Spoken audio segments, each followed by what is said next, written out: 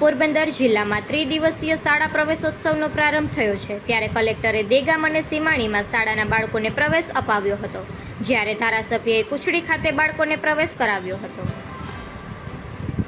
પોરબંદર જિલ્લામાં ત્રિદિવસીય શાળા પ્રવેશોત્સવનો પ્રારંભ થયો છે. જિલ્લાના પદાધિકારીઓ, અધિકારીઓ અને રાજ્ય કક્ષાએથી આવેલા અધિકારીઓ જિલ્લાની પ્રાથમિક શાળાઓમાં 3 દિવસ સુધી વિવિધ શાળાઓના બાળકોને પ્રવેશ અપાવશે.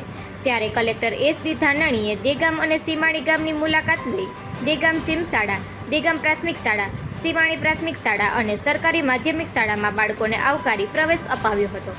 દેગામ સીમ શાળામાં 3 બાળકોને બાલવાટિકા, 9 બાળકોને ધોરણ 1માં પ્રવેશ અપાવ્યો હતો. સીમાણી પ્રાથમિક શાળામાં 6 બાળકોને બાલવાટિકા અને 6 બાળકોને ધોરણ 1માં પ્રવેશ અપાવ્યો હતો. સરકારી હાઈસ્કૂલમાં 27 બાળકોને ધોરણ 9માં પ્રવેશ આપવામાં આવ્યો હતો. સીમાણી ખાતે એસએમસી મીટિંગમાં વાલીઓને એક વધારાના ટોયલેટ બ્લોકની જરૂરિયાત હોવાનું જણાવતા કલેક્ટરે કામગીરીને મંજૂરી આપી હતી.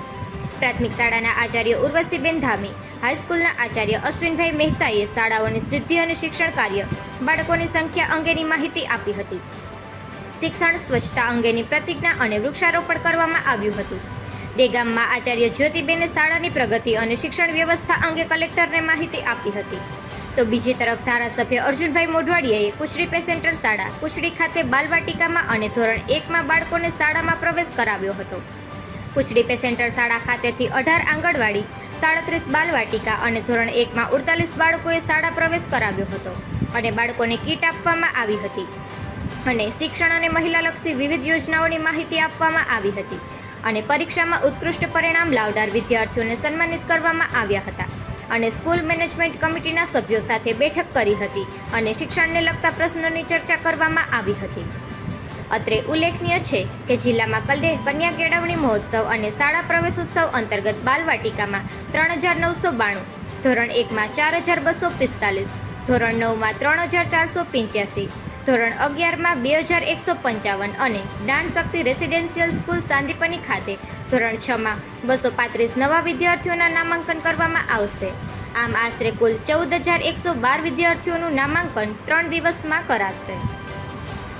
નિપુલ પોપટ, પોરબંદર ટાઈમ્સ. મહોત્સવ તથા શાળા મહોત્સવ 2025ના આજે પ્રથમ દિવસે પોરબંદર તાલુકાના સીમાણી ગામની મુલાકાત લીધી. શાળામાં બાલવાટિકામાં તથા ધોરણ 9માં પ્રવેશ લેતા વિદ્યાર્થીઓને શુભેચ્છાઓ સાથે પ્રવેશ કરાવ્યો.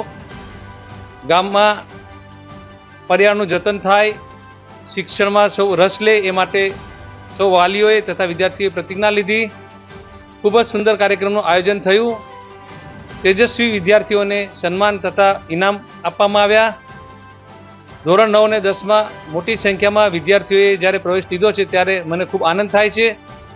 આ ગામના સર્વે વિદ્યાર્થીઓ ભણતરમાં ખૂબ આગળ વધે અને પોતાનું તથા ગામનું નામ રોશન કરે તેવી શુભેચ્છા પાઠવું છું.